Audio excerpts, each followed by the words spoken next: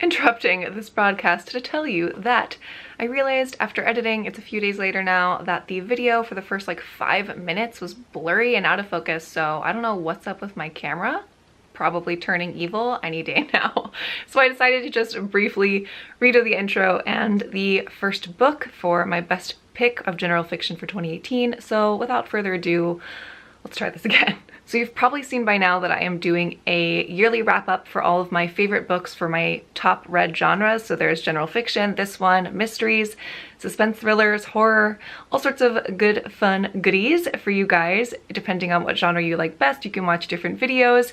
Definitely find those below. I'll link to them so that you can figure out which ones you want to watch after this one. So without further ado, I'm going to jump into reshooting the first pick for best book of general fiction for the year. Yes, talking's hard. My first pick is The Extraordinary Life of Sam Hell by Robert Dugoni.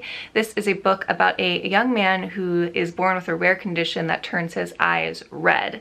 So he starts out in life with this natural born adversity, and we're going from his childhood to his adulthood, back and forth on his journey to coming into his own, finding his confidence, and we do that through these incredibly compelling side characters that are extremely loyal. When he's a kid, he sort of bands together with the other weirdos or the outcasts in his class, and they grow up together, they become successful together, they discuss family lives and are friends for life basically. So it's this incredibly sweeping epic of time from childhood to adulthood, and we get to go on that journey with all of them. This is a book that's so easy for me to recommend because it's enjoyable from start to finish. There's something in it for everybody. It made me cry a little bit, and it was one of those books that I read on audiobook, and then my husband overheard it and he was so obsessed with it that he then listened to it on audiobook, and he loved it just as much as me, maybe more. I think he's talking about rereading it actually. I had never read Robert Dugoni before, but now I am like completely intrigued by this. I think usually he writes mystery thrillers, but for some reason decided to give us a general fiction, and it was fantastic. Compelling characters, a great plot, and it really gets to you emotionally. So now that I have kind of redone this a few days later, this little intro and the first book, let's dive back into the actual video I made a few days ago that fits with all the others in this little yearly wrap up. Thanks so much for watching and bearing with me on this focus issue. I'm gonna try to get that solved. So I'll see you in the normal video, which is gonna happen right about now. Next up is The Cactus by Sarah Haywood. So in The Cactus, we have this 45-ish-year-old woman whose name is Susan Green, and she is very set in her ways. She's prickly like a cactus, hence the title actually makes a lot of sense. So she likes her life a certain way, right? She's got everything ordered perfectly, and she's just very like, this is the way I want it. And that's just how her life is, that's how it's set. She's kind of a lonely person, but lonely because she's driven herself to be that way. So she realizes quickly that even as well planned as she is, that fate will have its way with you.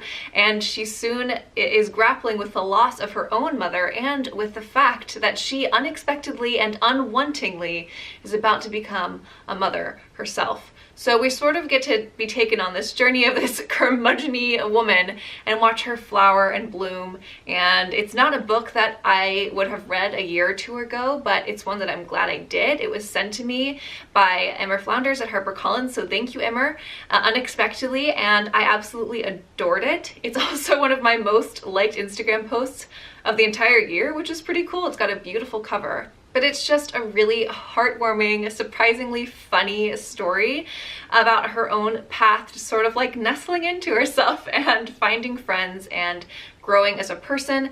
And there's this nice little theme thing between her being a cactus and a cactus blooms once a year. It's just really cute and sweet and will brighten you up. Next up is Where'd You Go, Bernadette by Maria Semple. This is actually being turned into a movie that's starring Cate Blanchett in 2019.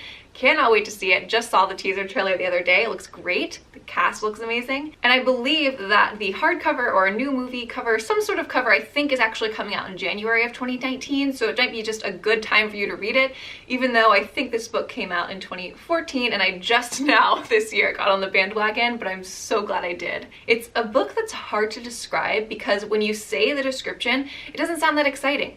It's basically an anxiety-prone mother goes missing. She just just leaves one day right before a family trip to Antarctica, of all places. So that's a really simple and almost dull sounding premise, but really the book is much more than you'd guess. It's sort of an ode to the weird and the whimsical and the unique characters that are in our life on a daily basis, if we're lucky. So we go on this journey of Bernadette and why she is the way she is, with discovering her personality with all of its sort of quagmires and quirks, and it's really, really enjoyable and a really unique reading experience. The style in itself is very unique. I don't remember it having chapters, so it's kind of weird to get through, but at the same time, it's just easy to flow. It's it's really simple to get through for being in that type of narrative structure. So I say go for it, and especially since the movie's coming out, you don't want to miss out on that, because I want to watch it and we should have a movie party. Next is The Italian Party by Christina Lynch. Christina and I did a really fun Instagram Live interview earlier in the year, so I definitely remember the book, not just because of that, but because of what a fun reading experience it was. It's set in Italy in the 1950s, which is sort of an interesting cultural shift in Italian history. Things were happening with communism and the American perspective coming over. So Christina Lynch sort of took that aspect, that setting, and she put in it two young people who got married without knowing anything about each other, sort of in a stereotypical 1950s fashion. So they're together and they moved to Italy from America under the guise of like selling the American perspective to the Italian people. Anyway, I don't want to get too much into it, but it's really perfect layering, really beautifully done, and it really feels like a cultural escape when you're reading it, but you really feel like you're there. You get a sense for the surroundings and for the culture itself. So it's just very like one of those books that you can save a lot of money on a plane ticket by just opening a book instead. I really, really enjoyed it. I think the best way to describe the novel, because it is so layered and really character driven, but with plenty of plot, is that it's really a deep dive into the Italian concept of la bella figura, and I'm sure I'm pronouncing that horribly, but it's basically this idea of the beautiful form, like the facade we put on for the world, the importance of putting a gracious step forward and looking your best, that sort of thing. So she takes that concept and then dives into it, like what's behind the mask? And she does that in setting, in characters, and language. The layering is gorgeous, so I think I've rambled enough, but I will just say, really fun to read. The Italian Party by Christina Lynch, it was a great one. Next up is The 12 Lives of Samuel Hawley by Hannah Tinty. I think that's how you say it. Samuel Hawley is a father who relocates to Massachusetts with his young daughter Lou. We are throughout this book exploring his 12 scars and the history of those scars, and though they're healed, how they still affect the lives of this father-daughter family who are on the run from their own past. And it's got small town, cozy settings and them trying to fit in and discover themselves. It's a father-daughter relationship dynamic going on that was really enjoyable, sort of adventurous and darkly charming, and her writing style is really beautiful, and it was definitely a memorable read for me in 2018. Next is Faithful by Alice Hoffman. Now, I had an Alice Hoffman like phase in high school where I was obsessed with her, and I would go to the library and read every Alice Hoffman book that they had. I really enjoyed it, but it's been years since I've read one. Faithful has been sitting on my shelf for about a year or two now, and I finally decided to pick it up in December, and I'm glad I did because it's actually a really nice end of the year read. It's in Hoffman's usual style, if you've read her before, where it's this really beautifully told magical realism. It's a sort of magical realism that like never oversteps its bounds, but it really feels relatable. It's the kind of small magic, if you're of that inclination, that you can see it in your own life, so it never feels forced. It's just very natural, beautiful, cozy comfort, magical realism. This time, she's telling a story of rebirth and rediscovery in a younger woman named Shelby.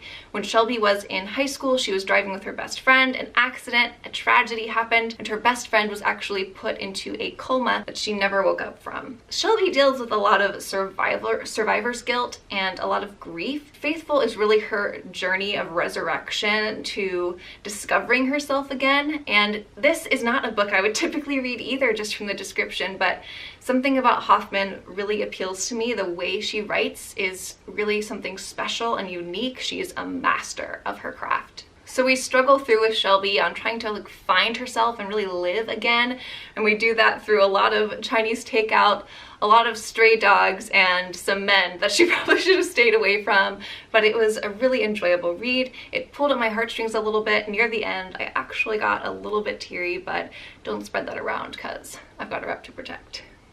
Lastly, we have the Travelling Cat Chronicles, which was translated from the Japanese. It's a very simple, beautiful story, and I didn't think it was gonna get to me, but it did. It's a really simple premise. There's a man traveling around with his cat to 4 of his friends looking for a new home for his cat. And the story is actually told through this sort of typical aloof male feline cat, which lends a certain amount of wit and humor to the story, and then it sort of sneaks up on you. The emotion behind it really surprised me how much I enjoyed it by the end. It's also a simple book to read and fairly short, so if you're ever in the mood for one of those sorts of books, then it would be a great fit for you. It's about friendship, about finding your own family, and about the mark we leave on other people in our lives. So really lovely book.